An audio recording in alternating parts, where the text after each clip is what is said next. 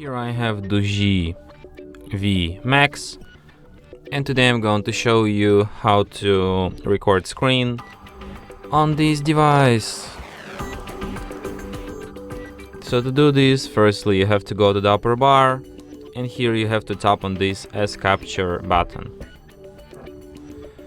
When this kind of menu appears, select Record Screen. Here you can select audio source. Here you can enable show in touch and gestures.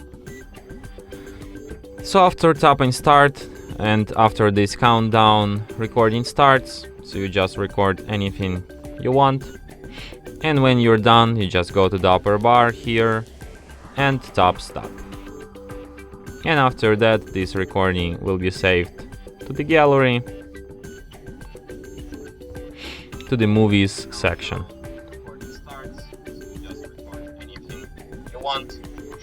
And when you're done, you just go to the upper bar, and from here you can share, edit or delete your recording, or perform any other actions from this list. And that's it. Thanks for watching. If you find this tutorial useful, don't forget to hit that like button and subscribe to our channel.